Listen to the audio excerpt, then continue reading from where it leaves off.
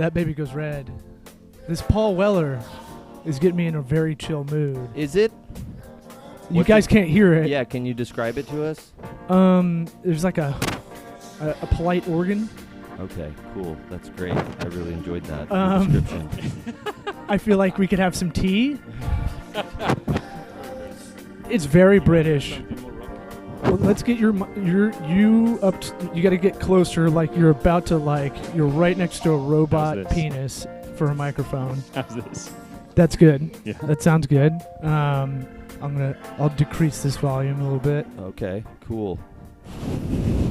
You can't. We don't know. I feel naked right now. I don't like not having headphones. I don't have a mic stand. So I'm all flustered. To everybody, we're upgrading a lot of stuff. We have a new studio in the works, and this is our skeleton equipment. So it's a little, if you hear some pops, you hear some whatnots. I'm hearing some sweet Paul Weller. What are you hearing? Nothing? Nothing. It's silence. You'll nice top it off with a hottie toddy. Yeah. Ruin my day. Can you sing? No. Simon, have you listened to the show before? No. That's fine. I have not. Don't be embarrassed. You didn't look like you were, but don't worry about it. Because I always start the show with my call-in, which is the hottie toddy. And we got directed by John Paul today. Oh, yeah. Welcome John Paul's back. over there. I forgot to mention, and he said specifically for me to say, hey, don't forget I'm behind the camera. If you... He did. He whispered it, too, because he was embarrassed. And if you want to know who that is, you can go back to the episode, 4 weeks ago, 5 weeks ago? Something like that. About how to get over mental hurdles. Let's get the show going.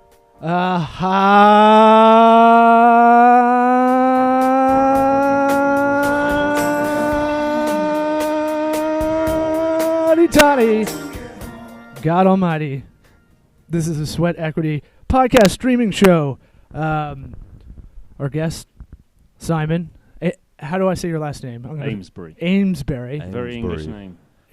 I saw your name in the email, and I was like, ooh, that's a very British name. It is.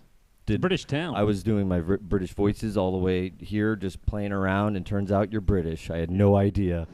The most British name ever, Simon Amesbury. Yeah, we got up a couple weeks ago, and we were talking about, I think what you're doing with home building is interesting. I feel like there's a lot of knowledge out there a lot of people don't understand.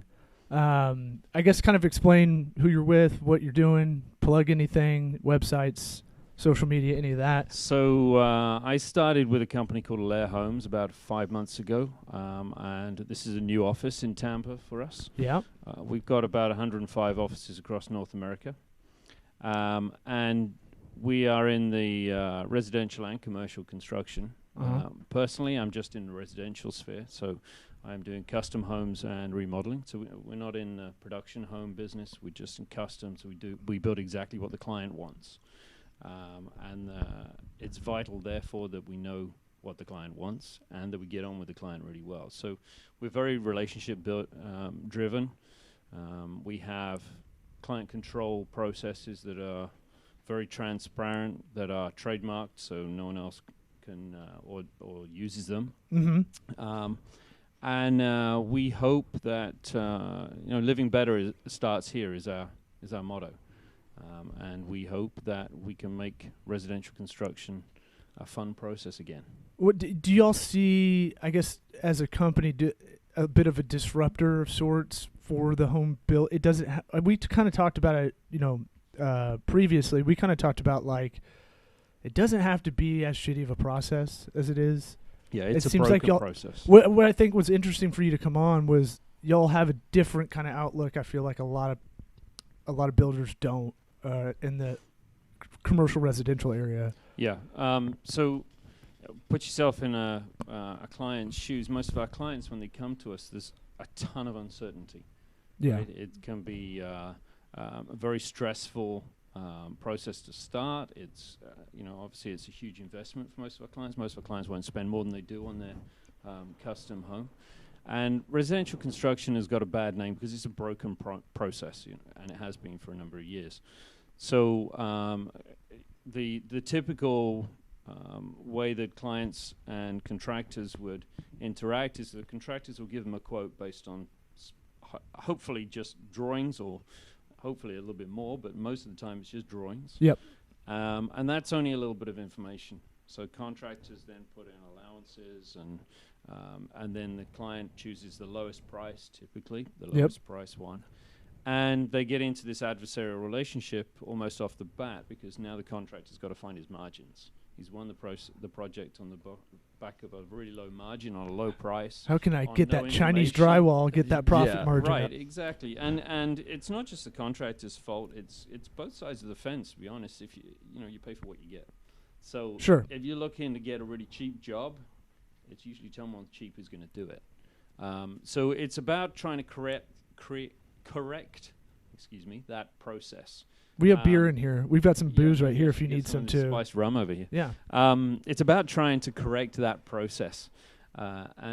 So with this client control exercise, if you like, that Alair has come up with, we're able to take the client from that uncertainty and give them certainty before they enter into a construction contract. Yeah. Yeah, I mean, go ahead. Well, when you say customized, how customized are we talking? I'm just curious in terms of how far are you getting down into the customizations and kind of. We going Mike Tyson crazy? Yeah, how does it? Do you guys assign a person for each home? Do you have? Yes. Okay, so Did y'all do the board game house? Have you seen that in Florida? No. Every room's a different board game. No, what are you Okay, talking no, never mind. Yeah, moving on. That's, about? Yeah. I think I saw that on like BuzzFeed or something. I was like, cool. What? It's a board game. Every room's themed like a board game. What, painted?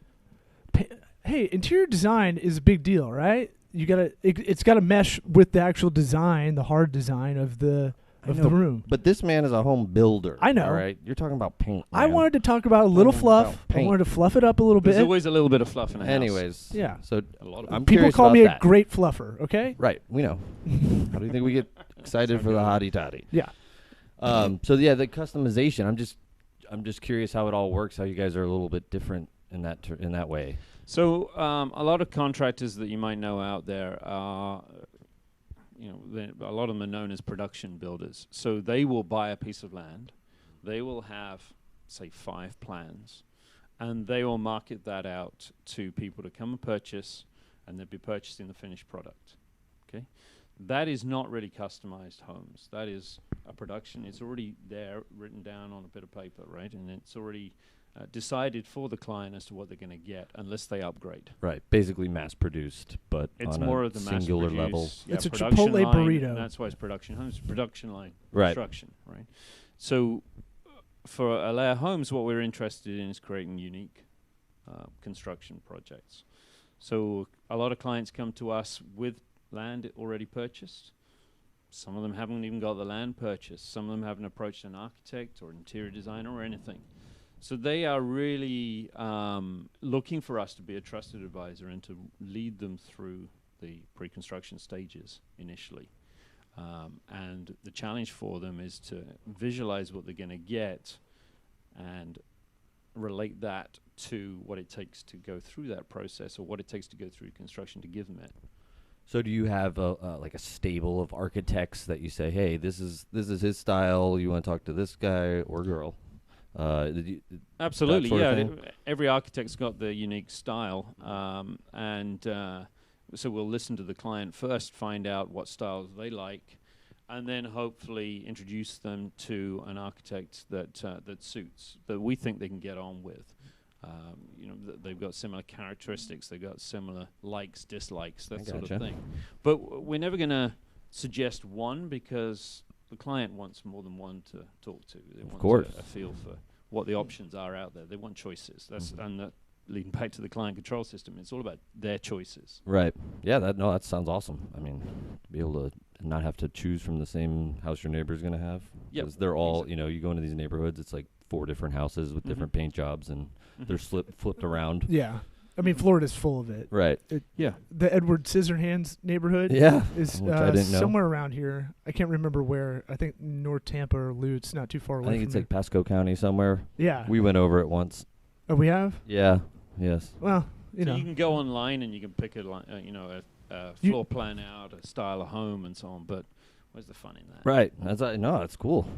Yeah, I think the way y'all approach it is kind of like the cool guy at the bar. It's not like, hey, we got to get you in. I'm not going to name any local stuff because we have a lot of listeners outside of the area, but Tampa's a good index of the country. So as far as like demographics breakdown, and I think we're the index city of the country. Like we represent the exact population around the country. I think it's good to talk. I always talk local, and we can, but I always want to make sure we're broadening it out for people listening that or elsewhere, because we do have some listeners, not quite Vancouver yet. We're gonna get there. I want to get some Vancouver listeners, so we have a reason to do a live show or something. We got a lot of good offices in Vancouver. Go Grizzlies. Yeah. There's a blast from the past. Yeah. Like a little pop. Actually, the only basketball game I've been to was the Grizzlies in Vancouver. Oh yeah. Yeah. Back in who they have? Big Country Reeves back then. Oh yeah. I don't remember. He lasted like a year. Big Country was he had a heart attack on the court. I'm pretty sure. That's where I was gonna go. But I would say I've got some pop going on. Is that picking up over there? Can you see it hitting red, Jamal, on the audio? Maybe it's just me being anal. There you go. Hold on. Strip down. Hold on. Strip it down. All right, let's see if that did it. So pricing, I got a couple things from what you said in the beginning, off the top of the show. The scariest part is the unknown, right? That's fear. That's what we're all kind of scared of, right? Fear. I already muted that. Don't worry about it. Okay, sorry. Behind the scenes. It's okay. People want to hear what's going on. I would say the fear of unknown, right? That's what's scary. Yeah. When I was in fraternity, you had Hell Week. They didn't tell you anything. That's scarier than if they go, here's what we're going to do to you. If buying a home, it's scary because you don't have a lot of knowledge. There's so many different parts of that supply chain that's involved. You touched on a little bit of that. B, you never want to get ripped off. You never want to get suckered by a huckster, especially in Florida. Don't get me started on my AC guy. No, go for it. I don't. Oh well. Rant. No, Rant, I baby. just got no. Because pricing's the hardest thing in business, I think. Oh well, I'm in the process of getting a new AC guy because I hired the wrong company, bought a new machine from them like 5 years ago, have literally every time they come out for their quote unquote maintenance plan had to spend $1,000 on, and it's 6 years old, whatever it is, and I'm almost doubled on the and now I don't even care. Now I just want to have to. It might be your mic. Get somebody else to do it. I'm not giving these people another dime, and I'll wait to name names, but. Yeah, no, I mean, it sucks because, I went on the reviews, checked the reviews, didn't check them enough because all their reviews were 5 stars. The only review they got that person made was for this company, And that's just maintenance. Yeah. So then you think about I know. what goes into installing that system to start with and how you price that out. Right.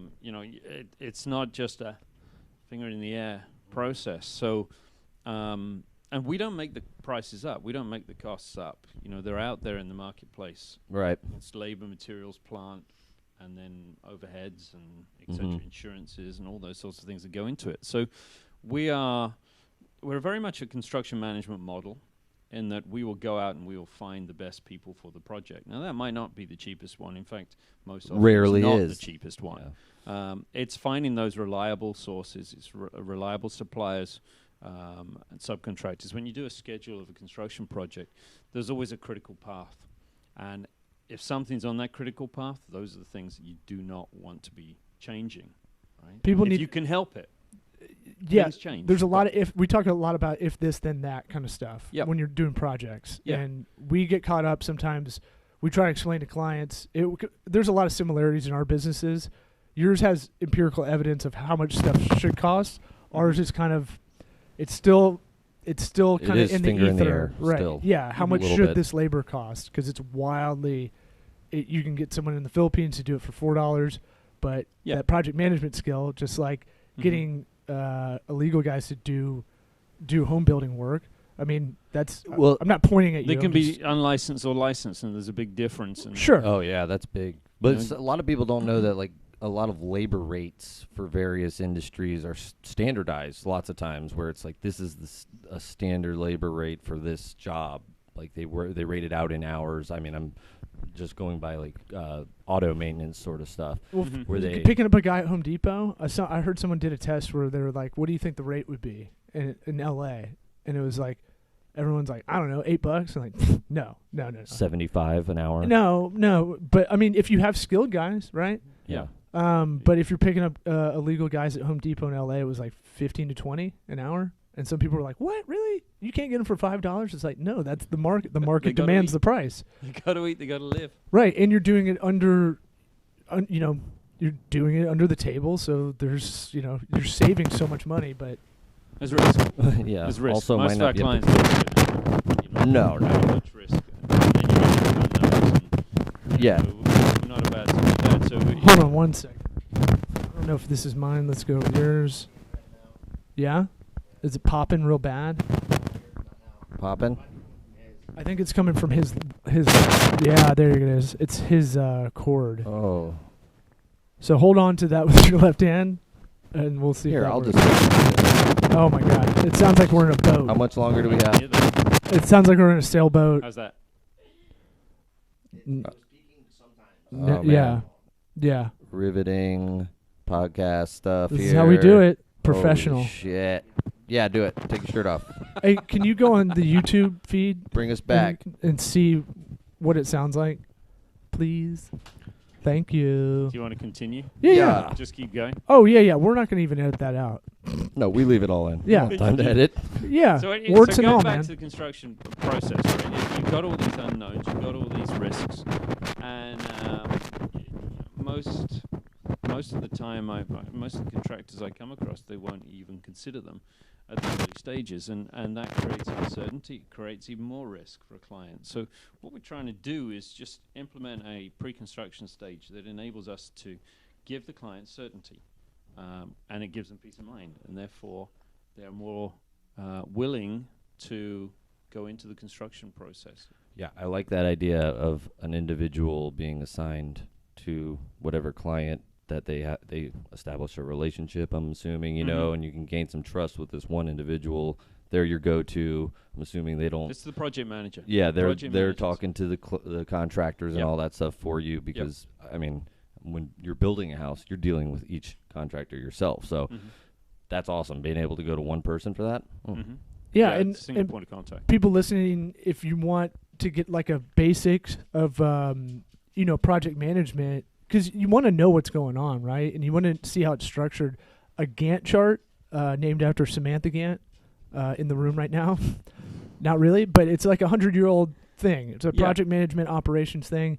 I didn't know what it was called maybe 5 years ago. Someone showed it to me, and I go, oh, that thing of like a spreadsheet of here are the dates, here's what we're working on, and if you're good at it, you'll have kind of arrows pointing to like, all right, this has to happen before this happens, kind of thing. Yeah, absolutely. And a Gantt chart is one of the most, if not the most important tool for a project manager to manage his project and his trades and his suppliers and so on. And those things should be updated daily.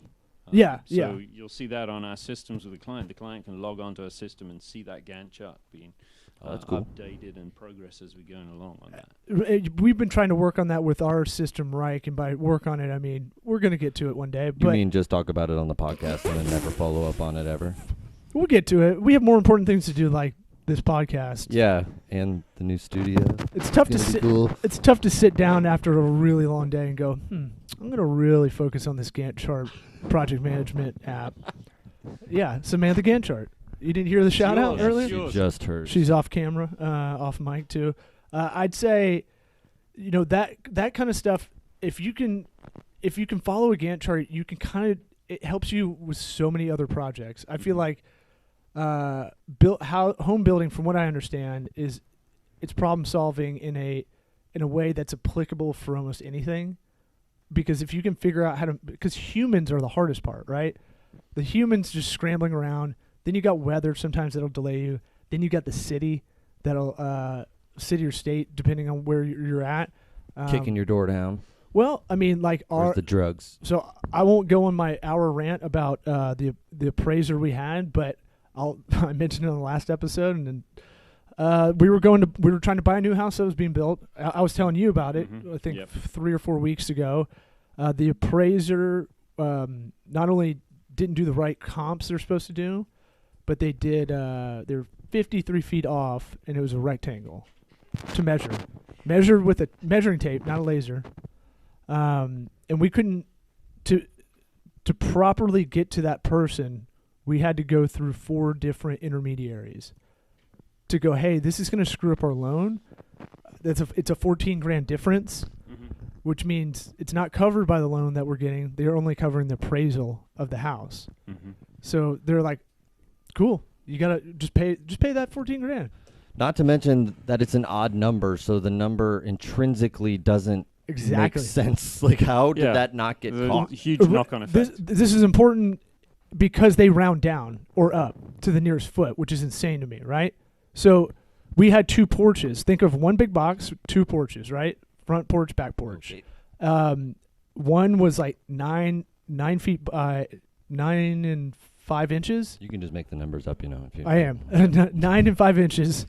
So that would go down to 9, and then the other one was like 10 and 6 inches, which goes down to 10, right? So you round it down to the nearest foot. To the nearest foot. And I asked the city. I called the city. I went crazy. I stayed up all night learning about appraisals and like how lazy these people are, and get me the mayor. Reading Reddit AMAs of like, ask me anything. I'm an appraiser. And it's like, why do you guys suck so bad? It's like, well, they since the crash of 07, 08. I guess appraisers used to get influenced a bunch. They used to be able to kind of wink, nod, hit them with a little extra cheddar. Did you try that? No, you can't. You can't. We called them because their info was on the appraisal. Because we're like, okay, it says if you have any problems, call.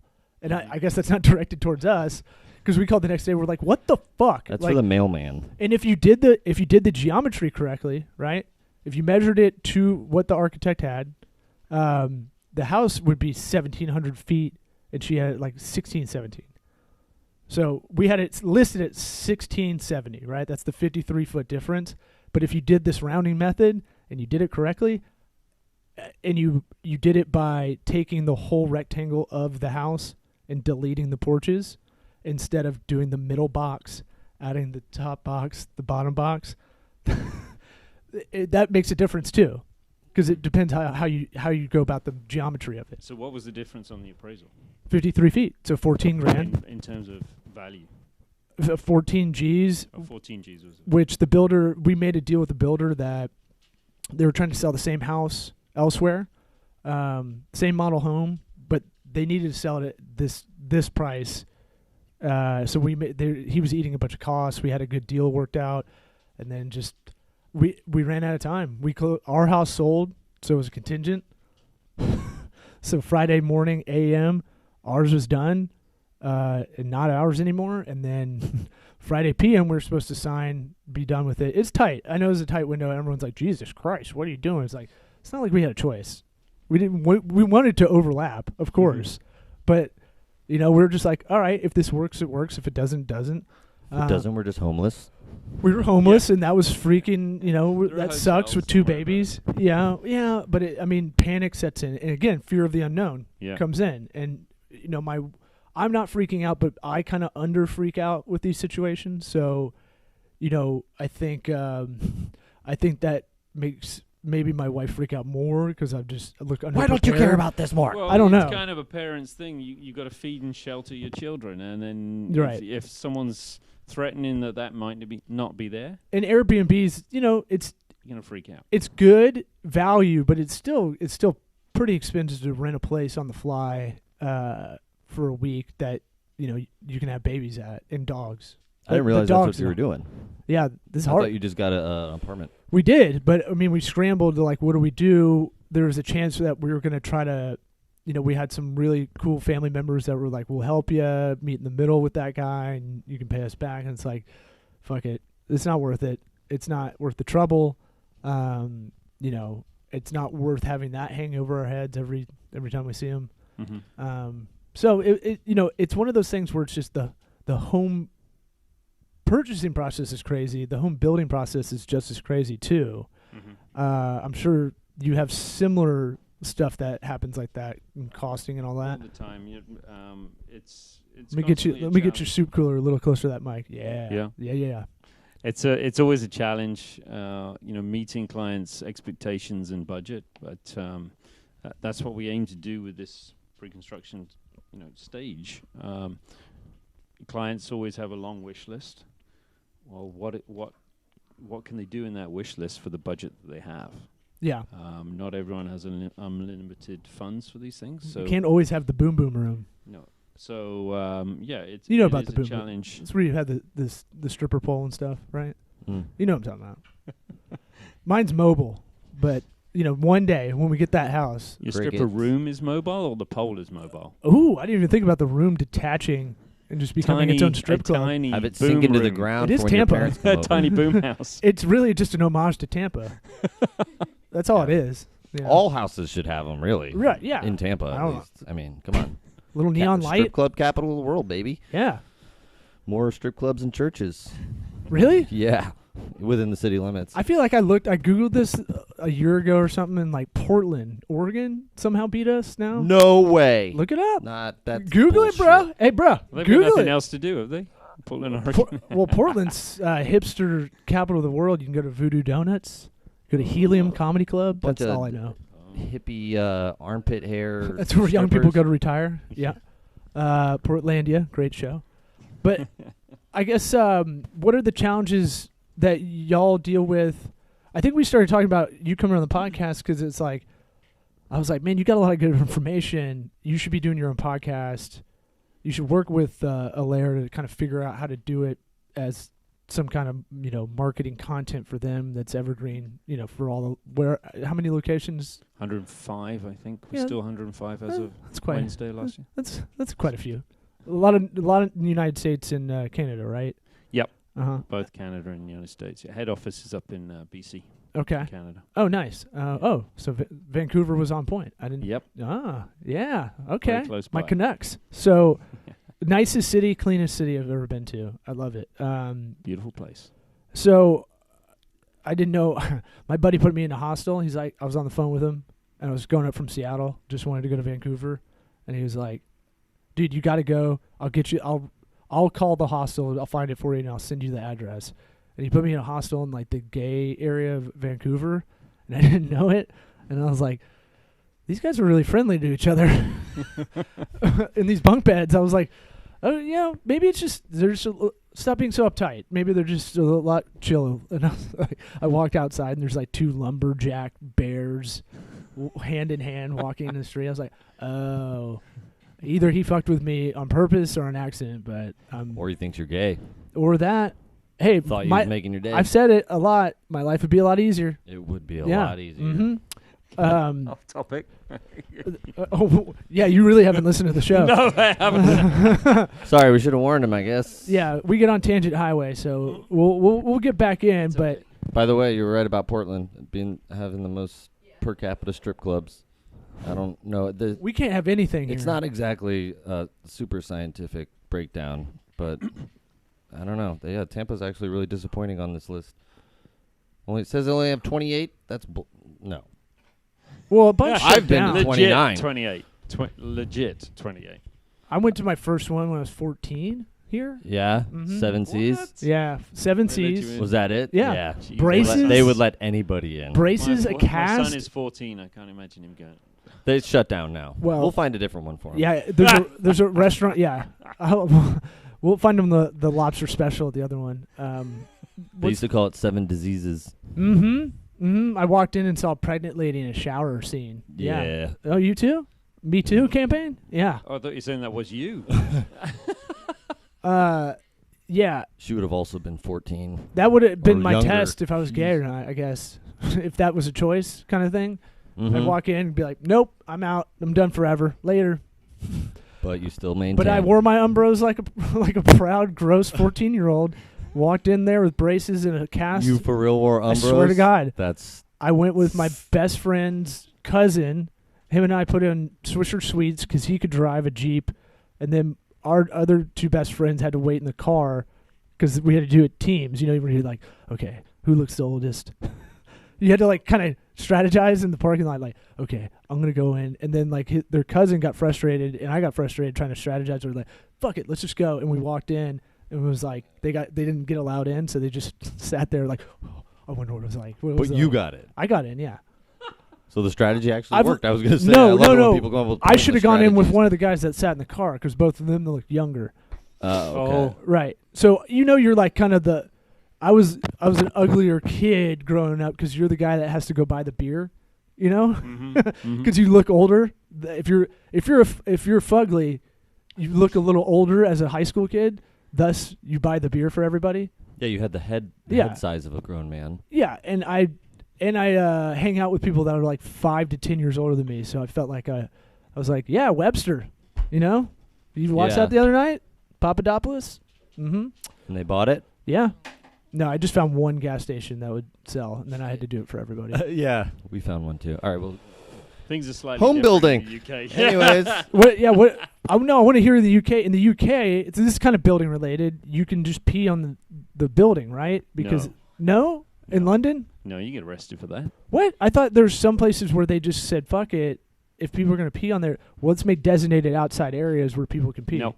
What? Nope. I nearly got arrested for a friend doing that. Someone lied to me. You almost got arrested for your friend peeing outside? Yep. I used to play rugby back in the UK, and we were in a pub called the Refurbished in southeast London. And I got thrown out of the pub because I knocked a pint of beer over the landlady. Fair enough. So I was outside waiting, wondering what to do, and my buddy came out. He had actually made me turn around and react and knock this pint. So he came out to apologize, and he started to pee on the wall. Yeah. And just as the cops came around the corner, they loaded him in the back, and then I said, "Where are you taking him?" And I nearly got arrested myself. So okay, so he got arrested. Can't do that. You didn't potty get framed. Yeah. Nice. Just so you know, I'm going to apologize to anybody else. Well, sorry, did you have a dad joke you wanted to display? The potty wagon? Yeah, thank you. I'll be here all night to be righteous. He's a stand-up comedian. So what do you see as challenges in this industry? I mean, okay, so I'm asked this question quite a bit. So one of the big challenges for us is helping people recognize that custom home doesn't necessarily mean expensive. So when you're buying a home, or when you're looking to move, you've got 3 main options: buying, purchasing a production home, or going with a custom home. But the budget you have remains the same. Right? It's what you can get for that budget. It's finite. Different. Mm-hmm. Which one's going to provide you the most value? Custom home. Yeah. Right. So, and you know, as generations have passed, the acceptance of I'll spend a little less, get a custom, exactly what I want, and then it's a good way for the younger families to get in to the housing market. So if you take, for instance, around here. If you take what's happening in South Tampa at the moment, there's a boom in the housing market, redeveloping these lots that have got little ranches on them right now. Mm-hmm. And so for those around the country, kind of older money, but mixed with a lot of like people squatting on properties to wait for the value to go up so they can sell them at these enormous prices. Yep. So for instance, the hipster part of town we were trying to buy in, the same house would cost twice as much. Yep. So but what South Tampa has is really good schools. Yep. And the catchment area is South Tampa, so that's why young families want to move in there. They want to buy one of these homes so they can get their kids into these schools. The problem is, how do they get access to the market when the production builders or the people are buying them at elevated prices, knocking them down, redeveloping, building what we call a McMansion. Yep. So the children are being displaced. So the schools aren't getting their numbers up. So it's one of those. It's a bit of a passion of mine. I've seen it in studying the demographics of South Tampa, and one of the things that we try to explain to the younger generation is that those houses on those lots, most of them are good construction. They just need some TLC, a bit of extension. You can buy one for $350. You can extend it, renovate it. So let's say you throw another $150 into it. Now you've got a 3-bedroom, 2-bath home that's worth $600,000, and you've spent 500. And you put a lot of 450 or whatever sweat it is. equity into it. Yeah. You put a lot of sweat equity. The like titular the comment pun. of the show. Eric Like loves it. Like it. He loves it. Yep. Look at him. He's loving it. I'm going on silent strike for 5 minutes. No talking. So Eric and coming I, back to your question, we were was- talking about the school systems like so fucked, right? And that really affects a lot. That affects a lot of real estate in every city. So it's like, and the disparity between the price of private school everywhere. I talk to my friends around the country. It's getting crazy how expensive private school is, which tells me public school's shit, just dog shit. Silent strike over. The crazy thing, dude, my kid's in kindergarten, and it's like almost every day getting hit up for fundraisers and stuff. Like, it's crazy. Like, they don't have money for anything. Is that And public or is that private? Public, yeah. Yeah. It's so that's and we have a good school system in Hillsborough County. Like, Right. we have it's a pretty good- huge. Plant is rated as one of the best high schools in the country. Yeah. Plant is where Gallagher went to school, and Wade Boggs, just for reference for anybody out Both there. geniuses, as we all know. Gallagher. Mike There's a lot of Gallagher them. 1, and then Gallagher 2, his brother. I don't know if he went to Plant, Probably. but the bomb squad. If there's a bomb going on, the code was Gallagher's in the building. So there's a little fun fact At for you. Plant? In the 90s, yeah. We Yeah. never had that at what? A bomb code? Yeah, they did. Jeez. Yeah, No look, idea. I'm not going to get into recent news, but No. I mean, Well, No, let's yeah. not do that. Yeah, but okay. but yeah, so the schools really, it's really crazy how much that dictates a lot of the prices, right? Mm-hmm. Because we're next to the neighborhood we were in. It was like, what is it, 1 to 5? And a 1's really good. Mhm. They're like 5, 4 right next to us. Somehow scored a 6. But you feel the neighborhood trying to get better. So we were going on kind of that gut feeling that, I feel like this will get better, and hopefully the community wraps around it. And then my wife was like, I'll go volunteer, I'll go be part of it or whatever. Mm-hmm. I guess how much, I'm trying to think of the best. I had 3 questions locked and loaded. Now my brain's like, don't say them all at once. What do you look for when people say that you were talking about buying a house that's needs a little TLC, right? People talk about this house has good bones. What should you look for? Or do you have a good reference point? Like, No, every check property out is this different. book. No, I mean, engineers can tell you if you've got structural issues, but you can look at it and you see cracking, you can see subsidence, you can look in the roof lines and see waviness, You or give it- you can look at the floors and... You're giving a lot of credit to our generation, though. So, like, literally, we don't know that. Because we could see a crack and go, that's probably just ceiling popcorn, whatever, chipping off.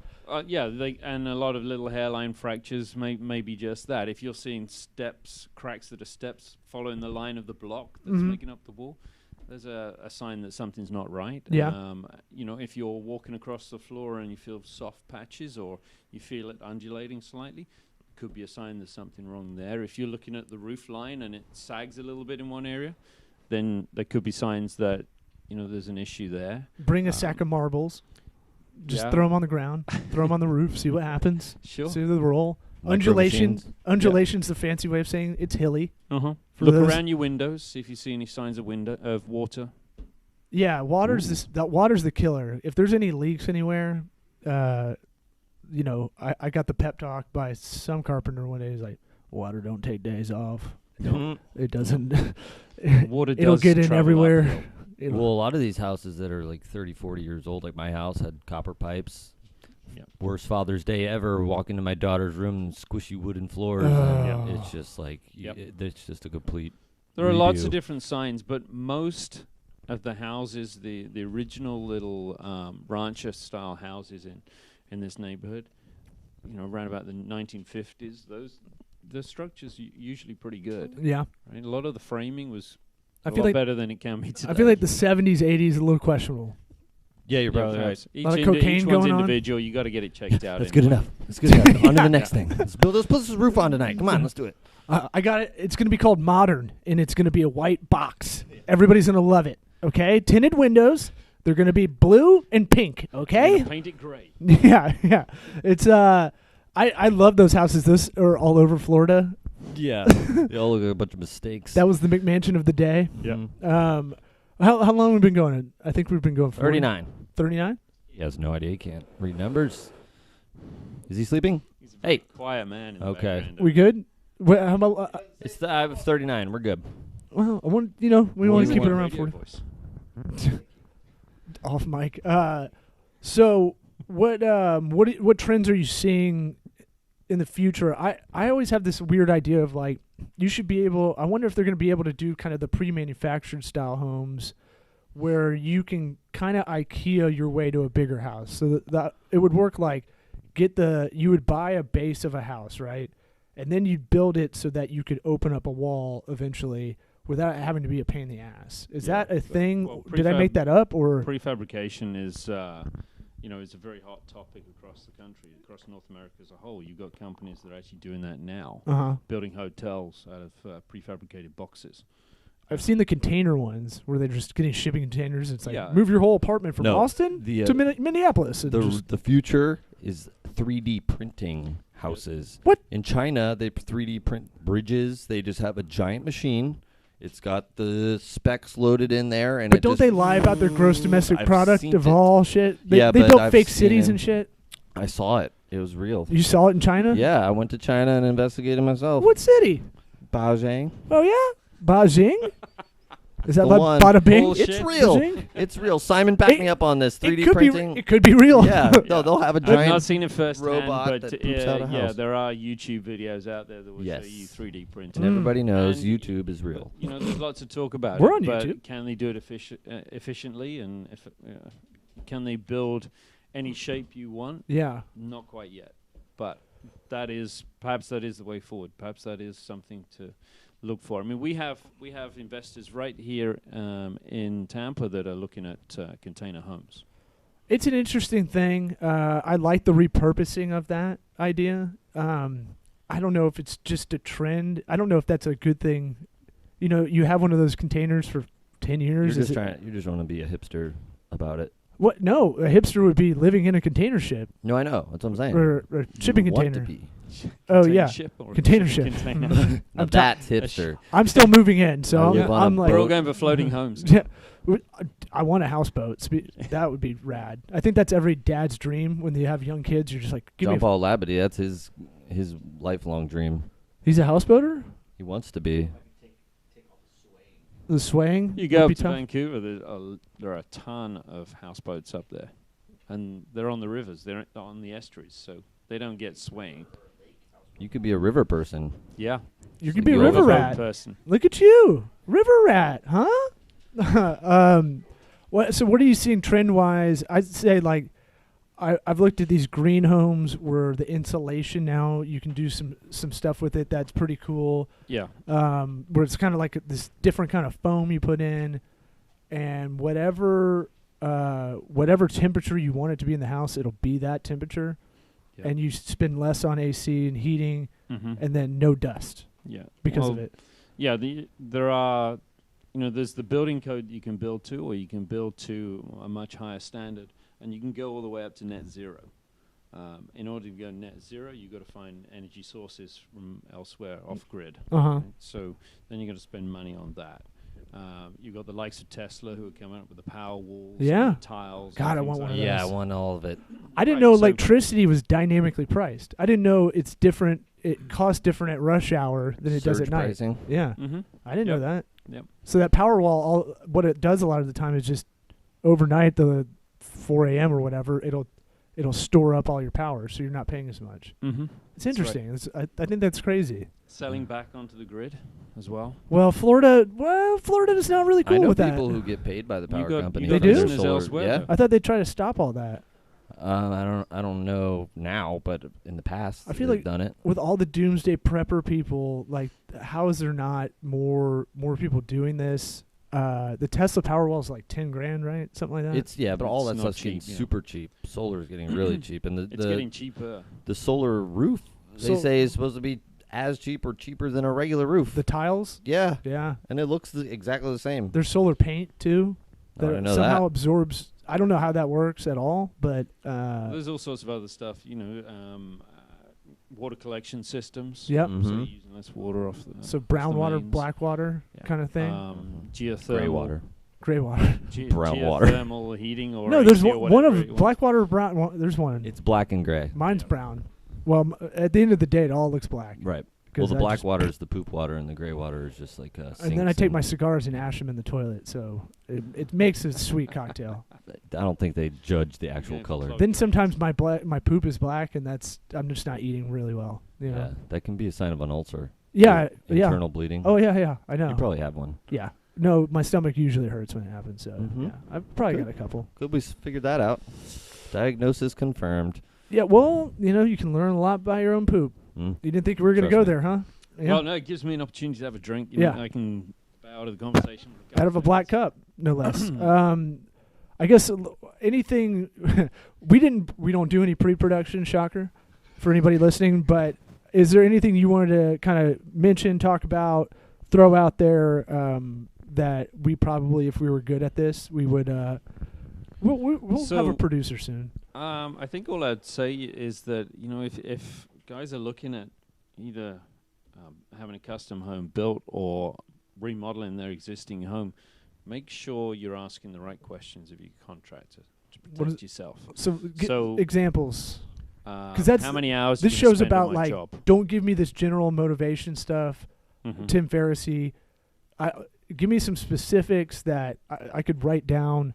I could pause this while I'm on my power walk or jazzercising. I could pause this, go back to it, and write it down. Mhm. So I cut you off. So sorry. how many hours are you going to spend on my project?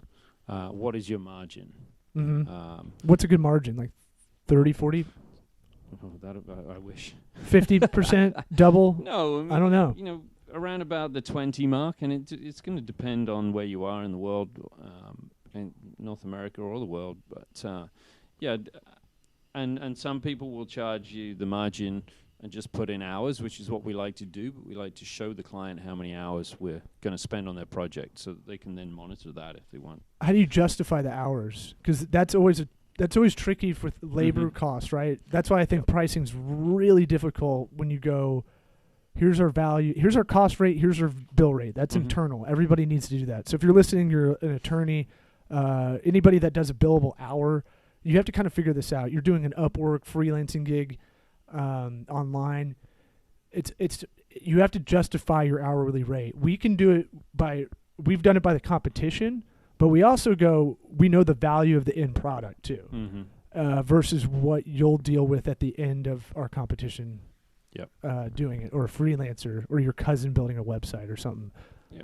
Well, any rate is made up of different components. So our rates are made up of the salary of the project manager, the insurance, the works comp, all those sorts of things that come into Right. that you have to pay, Right. taxes, etc.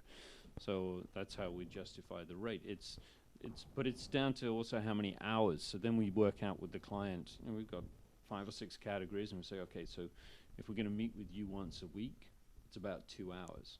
And you've got let's say a 20-week project here, so that works out to this many hours. But they don't pay for the hours we don't use, Right. right? So, it's up to them how involved they want to be themselves. Most of our clients want to trust us to get on with it. Is that different than the standard? I feel like Yeah. a lot of stuff's flat. Yep. Right? Most in construction. Yeah. So most residential. contractors, you will not know how many hours are allocated to your job when Yeah. you sign the So contract. they factor it in, and then they give you that bottom line, and then So you're transparent you ain't about getting it. nothing. That's the price. Boom. Pay We, that. we do Really it. We're transparent. dumb about it, but I think long term it's better because our services are gonna be transparent Mhm. at some point, and we'll be ahead of that curve. We'll know what should cost what. Mhm. What's the true price is what we're looking for. Mhm. Maybe we need to share notes on how, because we have to look at other industries to figure out the best way to do this, because we're kind of doing our pricing model based on we're just trying to pick kind of protocol from like law firms, right? That's kind of the closest. Well, that's a Mhm. good point. Like you guys are similar, that you're dealing with electricians and all these different kinds, which is what we're doing. We're dealing with logo designers and all these different things. So it's like they have their own pricing. Programmers, yeah. Electricians have their own pricing and that sort of thing. So It's you're kinda probably like- right. That's why I Probably a use good the model house. to follow. I use the house building scenario for Yeah. for building websites because I Mhm. stole it from someone else, but from the Squarespace guru who doesn't have his podcast anymore. I think he got a job and couldn't do it anymore. But Sucker. he talked about it's like building websites or like building a house. You have the foundation, which is like the CMS, WordPress, Wix, Squarespace, Weebly, whatever that is. Then you have the development, the 2x4s, load-bearing walls, framing, all that. And then the design is the CSS for nerds. For y'all, it's the drywall, the paint, all that stuff. Finishes. Yeah, all that stuff. And then it goes like a zipper in that. You do a little bit more, put the fixtures in, then you go over top of that, put some, like a splashback, tile, whatever, and it keeps going until you finish. Yep. And that's the best way I've been able to explain it, but, I don't think I would be with Alair today if it wasn't so transparent. Yeah. I enjoy that side of Hold it. on, your mic's popping. It's on my foot. It's on my foot. Yeah. Okay. It's a snake. Yeah. It's something where, is this you? Do I have electrical bolts No, shooting you're out of my good. head right now? Sometimes it's popping so bad, it's like, might as well stop it. All right, It's me. All now right. go. Now you're good. Yeah. Pretty sweet, right? Yeah. You didn't know what you're getting into today. No. Huh? I won't move. This Is it is why good? they don't tell you before you sit down. No, we don't tell nobody nothing. No, it's we want the honest reaction. This is real life. That's why podcasts are great, because look, there's gonna be words. There's gonna be a lot of stuff like that. I think that's part of the story of doing this podcast long term is the listeners want to hear us fuck up a lot, and Oh, well, that's part of it too. Yeah, but all right, we'll close it out with what you were about to say. Which was? Because You're going to remind me now. So things that clients should look out for. That's Yes, what I always yes. ask, right? So ask the questions, get referrals, make sure that your contractor is not a one-man band that could disappear with your money. Make sure you know about payment procedures and milestone payments, when they're coming and what they're for, and all look that. them up online. Yeah, look them up online. Look for reviews. There's a. But the city should have like a bunch of stuff on the work they've done, right? Because Yep. when I was found looking that up out. appraiser stuff, I was like, "What has this fucking place done? Like, what has this builder done? Maybe he screwed up, So, So shameless plug. Go on to alairhomes.com, and there are articles there about what to ask a builder. yeah, it's not shameless at all. I think we talked about it. The advice you can give and impart for especially new home buyers is really valuable. And we were just talking about like, I like what y'all are doing as a company. Just I think a little nudge in the podcast direction. Y'all might be able to bring. We talked about bringing a mortgage broker on. Talk about how you do that. Yep. I didn't know that shit when I was 25. Yeah, there are a ton of steps to getting to Shit, I didn't key even- in the door. I didn't even know as a business owner that they don't really look at your tax returns the same way until you're 3 years in, and that really fucked us in a lot of just administrative bullshit. So I didn't know that until I'm 33 now. I didn't know that. So I feel like there's a lot of knowledge just in your industry that if you can throw out there, it's huge. Yep. Anything else you got? I feel helped. Yeah. You do? Yes. Enlightened? It's cathartic. Yes, At I least we believe- got to bitch about our houses. Right. All right. Well, nothing else? Oh. Spotify? Apologize to everybody that's to deal with me today, because I will be talking like Simon Amesbury for the rest of the day. Oh, very good. That's pretty good. not a bad accent. I've got many British accents. Oh, I didn't think Classy he was British. You I thought went were closer. somewhere. You went Classy Cockney. British accent. Oh, you going Cockney? I thought he was dipping into I- Cockney. That was classy. Oh. Got my Game of Thrones accent. It's a little bit more harsh. How long do you want me to do this for? Until I can get a song going. Oh, good. You got another What song to else? Go for the jam, please. Finishes off with the jam. The jam will just have to trust you as a jam. I don't know. I just chose Rick Ross. Ah. Come on.